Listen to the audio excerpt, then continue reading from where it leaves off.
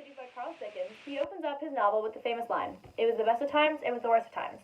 While this may sound confusing, it's actually an anaphora to contrast the themes of good versus evil that are very prevalent throughout the novel. The first instance where we see the theme of good battling evil is with the French Revolution, while the Parisians were battling with choosing either peaceful reform or a violent revolution, and they eventually gave into violent revolution.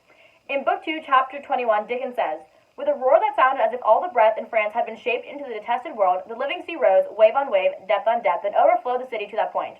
Alarm bells ringing, drums beating, the sea raging and thundering on its new beach, the attack began." The second instance where this is seen is when Sidney Carton and Stryver are being contrasted as a jackal and a lion. Now, Sidney Carton was a very intelligent but humble man who struggled with self-confidence and let Stryver push him around.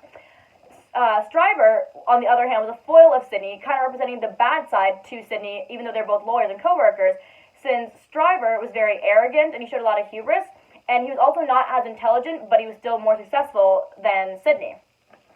A quote about this comes from Book 2, Chapter 5, and it says, "Although Sidney Carton would never be a lion, he was an amazingly good jackal, and that he rendered suit and service to Stryver in that humble capacity." This quote basically shows the contrast between Sidney and Stryver, and how one is the good lawyer and how one is the bad lawyer. A last and third instance where the struggle between good and evil is prevalent is in the description of the Old Bailey. Book 2, Chapter 2 says, "The Old Bailey was famous as a kind of deadly inn-yard, from which pale travelers set out continually in carts and coaches on a violent passage into the other world, traversing some 2.5 miles of public street and road, and shaming few good citizens, if any."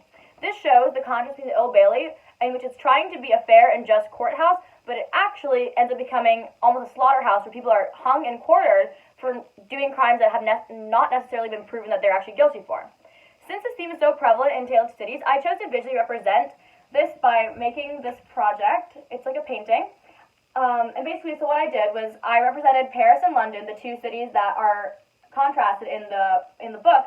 And so I drew the Tower of London, and I wrote that it was the best of times. This shows the good that was occurring in London. And then you see a magnifying glass going over it, showing the Old Bailey, which is known for killing many people and quartering them, which is basically when you chop them up, even though they may not have actually done the crime.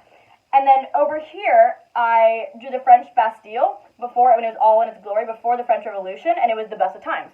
And then you see the magnifying glass where it shows you the guillotine, which is the method of death, and then it shows you the Bastille blowing up, which symbolizes the start of the Revolution. I also used color to contrast the themes, just how good and evil are contrasted, with blue representing the good, peaceful times of Paris and London, and then the red around the magnifying glass when it shows what was actually going on behind the scenes. Thank you.